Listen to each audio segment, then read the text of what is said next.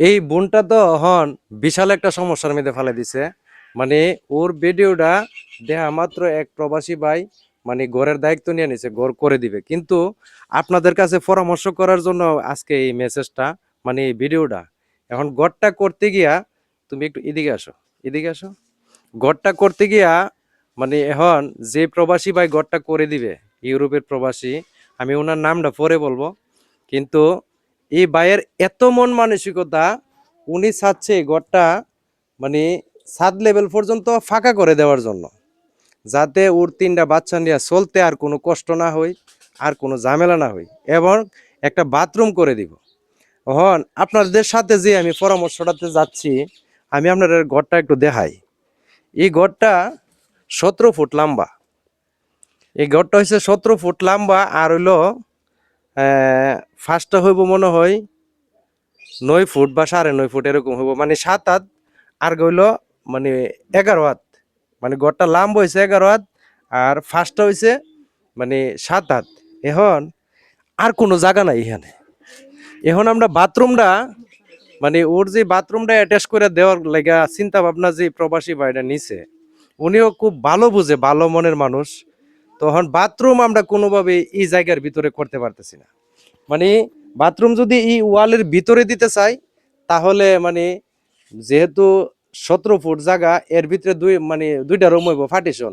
এখন ভিতরে বাথরুম দিলে 5-6 ফুট জায়গা হাইলিব, তইলে গটার মেয়েদার থাকবো কেমনে? এখন বাহিরেও আর কোনো জায়গা মানে এই পর্যন্ত হইলে হেরা সীমানা, এর হিপাশ আর কোনো জায়গা নাই। আমি একটু পিছন সাইডটা আপনারা দেখাই। এখন এই যে পিছন সাইডটার মধ্যে যদি হেরা বাথরুমটা দিতে চা, তাইলে বাথরুমটা দিতে পারবে ওই জায়গাটাতে, ওই জায়গাটাতে দিতে পারবে, বা এই জায়গাটাতে দিতে পারবে। এখন এই জায়গাটাতে দিতে গেলে আবার ওই যে কলে আসা যাওয়ার সমস্যা হয়ে যাবো, মানে হি পাশে দিতেইব। এখন হে পাশে দিতে গেলে এখন মানে এই যে যেহেতু রাস্তার পাশে হইলো পুকুর, এই পুকুরের কারণে কিন্তু এখন এখানে দিতে গেলে বাথরুমটা আরসিসি ছাড়া দেওয়া যাবে না। এখন আরসিসি দিয়া ওই প্রবাসী ভাই মানে এত অ্যামাউন্ট তো আর হইতেছে না, মানে 2.5 লাখ 3 লাখ টাকার মতন মানে ব্যয় হবে এই ঘরটা করতে গিয়ে, আমরা হিসাব করতেছি। এখন উনি খুব কনফিডেন্সের মধ্যে আছে, উনি খুব শখ হইলো ওনারে ঘরটা এবং বাথরুমটা সহ অ্যাটাচ করে দেওয়ার।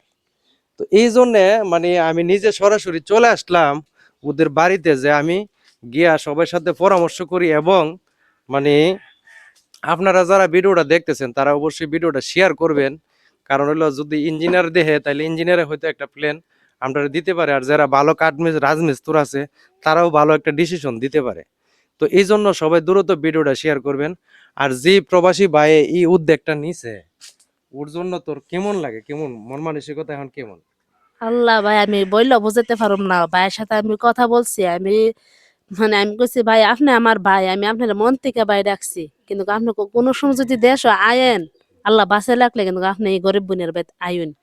উনি অনেক ভালো, মানে অনেক কি, মানে ভালো কথা বলছে। আমার বোন ডাকছে, ফোনটা দিলি বোন কিরা ডাহে, হুম। মানে অনেক অনেক ভালো।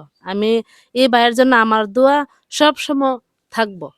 আল্লাহ যাতে এই বাইরে আল্লাহ আরো নেক হায়াত আল্লাহ দান করে, আল্লাহ যাতে এই বাইরে সুস্থ রাখে। তো এই প্রবাসী ভাইয়ের নাম ঠিকানাটা এবং ওনার ছবিটা আমি পরের ভিডিওতে বা মানে কমপ্লিট হওয়ার পরে দিব।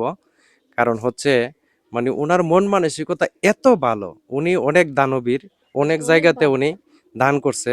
তো আমি আমার তরফ থেকে ওনার জন্য দোয়া করি। আর এই ঘরটা করতে গিয়ে আপনারা পরামর্শ দিবেন মানে কিভাবে বাথরুমটা কোনখানে দিলে ভালো হবে। মানে জায়গা কিন্তু সীমিত, গড়াই পড়বো এই পর্যন্ত, মানে ওইদিকে হচ্ছে রাস্তা, মানে গড়টা এই পর্যন্ত আইসা পড়বো। আসার পরে মানে গড়টার ভিতরটা হইব 17 ফুট লম্বা, আর গইল মানে এই 7 হাত, মানে ফার্স্টটা। এখন এই জায়গার ভিতরে এখন কেমনে বাথরুমটা করুন, এই চিন্তাটা নিয়ে এখন খুব 2 দিন ধরে খুব কনফিউজের মধ্যে আছি। তো ধন্যবাদ, সবাই ভালো থাকুন, আসসালামু আলাইকুম।